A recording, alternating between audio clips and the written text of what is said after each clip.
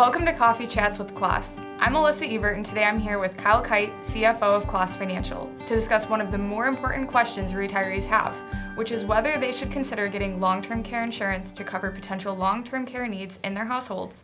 What should we know about this? Yeah, it's a great question and an important topic, as many of us wonder how the need for long-term care and the associated costs could potentially impact our retirement portfolio. So when hearing the words long-term care, everyone has their own mindset regarding its purpose and relevance in their retirement planning. There's some misconceptions about how much long-term care will actually cost and who will pay for what. And of course, the biggest question is whether we personally believe we will actually need it. So according to the U.S. Department of Health and Human Services, the average 65-year-old today has a 70% chance of eventually needing some kind of long-term care in the future. And of those who need it, women will generally need the care longer, at almost 4 years, compared to men needing it for only about 2 years. However, approximately 20% of men and women will require it for more than 5 years. So in reviewing current stats on how much is spent on long-term care during one's lifetime, we find that almost 60% of individuals who are over 65 will spend less than $25,000 on long-term care during their lifetimes. However, over 15% will spend more than $250,000. So with the cost of this type of care now exceeding six figures annually in some parts of the country, it is an expense that can rapidly deplete your retirement savings if you should need prolonged care. I've heard that Medicare will help pay for some of my long-term care costs. And if I deplete all of my assets, won't I automatically go on Medicaid?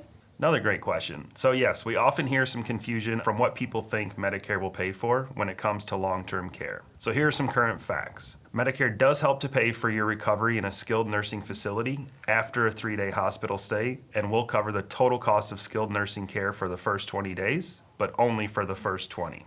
So between days 21 and 100, you'll pay a co-insurance amount each day, currently set at $200 per day. After a maximum of 100 days, Medicare will no longer assist with these costs, and then you will pay 100% of the expenses going forward. As far as Medicaid paying for it, it's unlikely you'll qualify for assistance unless your assets have been depleted to a very low level. This is what is known as a spend down phase. For the person needing long-term care assistance, their assets will generally need to have been spent down to around $2,000, and the remaining spouse at home will only be allowed to keep approximately $120,000 in assets, one car, and one house. This is called the Community Spouse Resource Allowance, the CSRA, and does vary state by state. So what are my choices if I want to help manage this risk to my portfolio? Your first option is to depend on your family. 65% of adults needing long-term care today do rely on friends and family to provide it, but it is important to realize which family members are likely to provide this care and the impact it may have on them. So about 1/4 of the caregivers today are considered part of the sandwich generation, who provide care to their own children and to other adults. This situation can prove to be difficult to maintain for the family members involved.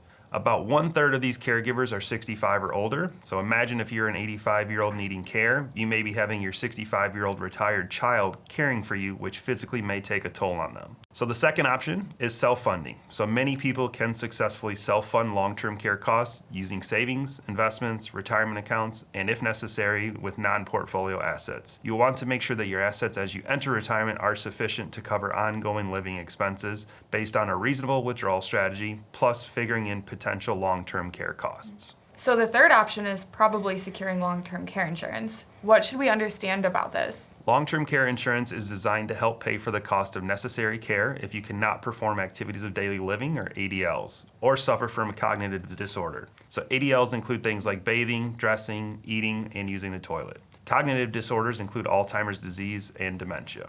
So the cost of long-term care varies depending on the level of care necessary. Costs for home care, assisted living, and memory care can range from $7,000 to $9,000 per month, depending on the facility and the region.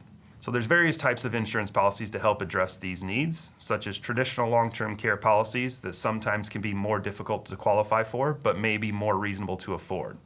With these types of policies, you pay yearly premiums, but once you go on claim, the premium ceases. You will hear people refer to these as use it or lose it types of policies. There are also insurance policies referred to as hybrid life and long-term care products. With these policies, if you never need to use the care, the benefit can come back to you or your beneficiaries in the way of a refundable premium or eventually a death benefit. These policies tend to be easier to qualify for, but also have more expensive premiums. What are some final considerations you should look at as you make the decision between insurance and self-funding for this risk?